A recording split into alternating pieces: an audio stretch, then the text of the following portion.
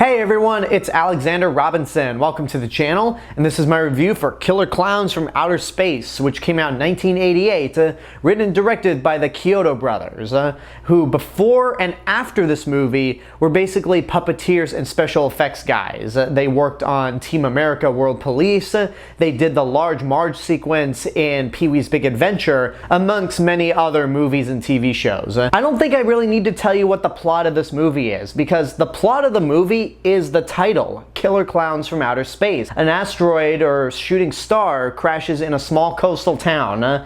Two college students run into it. It turns out to be this big circus tent, and before you know it, a bunch of aliens that look like clowns are running amok in this town, and they have to stop them. That's the plot of this movie. That's all you need to know. This is often regarded as one of the most popular cult movies of the 1980s, and I just never really got around to watching it. I was familiar with Killer Clowns before seeing the movie because the designs of these clowns are really creepy. Halloween Horror Nights at Universal Studios has had the property as haunted houses for several years. I didn't go to the one last year, but I did go to the one in 2019 with my friends from Late to the Party. And that was a really fun time, and that may have been my favorite house of HHN 2019. So I never got around to watching the movie until now because so many people have told me that I gotta see Killer Clowns from Outer Space. And after watching it, I am so mad at myself that I didn't see this earlier, because this is a movie that is right up my alley. The title of the movie is just genius. It gives you exactly what you want, which I can't say for most modern movies with insane titles like this. Like, I think back to Meg 2: The Trench, and how that movie was marketed as a balls-to-the-wall killer shark movie, when it was more about corporate espionage with cameos by giant sharks.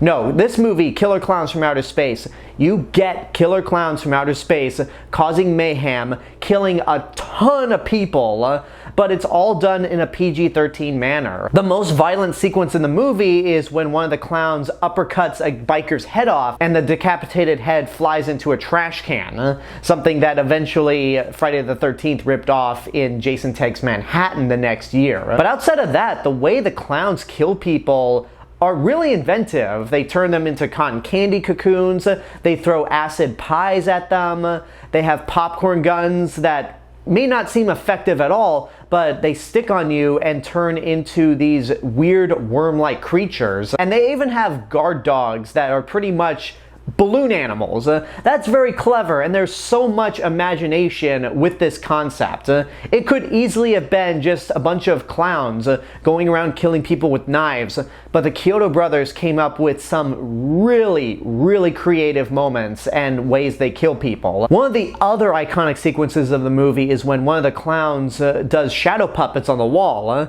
One of the shadow puppets at the end is a T-Rex, which eats 7 people at a bus stop. I think it's 7, but it's a high body count. Enough for me to see that and go, holy shit, just at the exact same time one of the characters says that. And that's a quote that is very frequent throughout this movie, and I think fits it perfectly.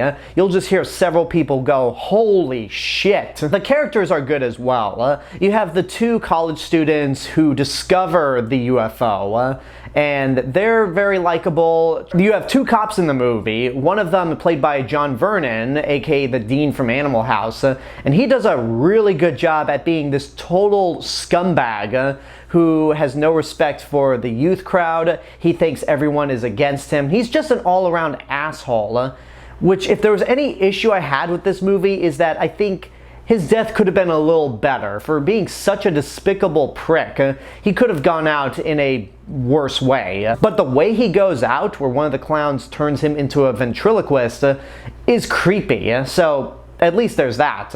But the other cop is much younger. He tries to take this threat seriously. And there's a small point in the movie where he just doesn't believe one of the main characters, but it doesn't take him long to realize that, oh, this is real. This is a threat we have to take care of. And I also like how the big climax of this movie It doesn't take place at this location, but they shot it at the Santa Cruz Boardwalk, which as a UC Santa Cruz alumni, that makes me so happy. I just wish they kind of utilized that place a little more, and they actually said it was Santa Cruz like they did in Us. And then the ending in the movie is kind of ambiguous. It's basically the main characters getting hit by pies, but it just cuts away, so we have no idea if those are acid pies or just regular old pies, because a Killer Clowns from Outer Space sequel never happened. And the Chiodo brothers have talked about how they wanted to make a sequel to this movie. I don't know if I want to see one, because I think this was such a special and novel movie of the time that a sequel may ruin it. But who knows what the future holds for Killer Clowns. There is the video game that's around the corner, whenever that comes out. So clearly there's a lot of demand for Killer Clowns from Outer Space, and I can totally see why, because this is a ton of fun. Again, I wish I had seen this movie much earlier, because it's wildly inventive. The production design, the look of the clowns, and the overall ideas that the Chiodo brothers come up with on how these clowns function and kill people is just so creative. The score itself has that 80s feel to it, not necessarily orchestral, but it definitely feels like a movie of the time. So I don't have much else to say about this movie. I have very little in terms of criticisms.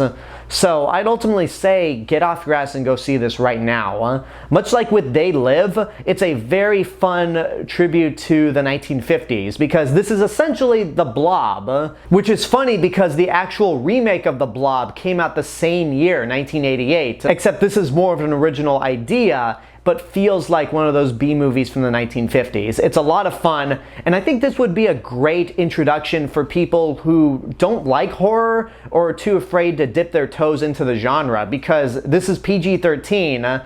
There's a lot of kills, but it's done in a goofy manner, but has enough scary moments that you could easily ease somebody into the genre if they're a newcomer. And I actually know a few people who don't watch horror movies because they're too scared to watch them, but enjoy weird films like this. So I think if those people haven't seen Killer Clowns from Outer Space, they might want to give this a shot, because it's that good and that entertaining. And there you go, that's my review for Killer Clowns from Outer Space. And that's 2 movies in a row that feel like homages to B movies of the 1950s.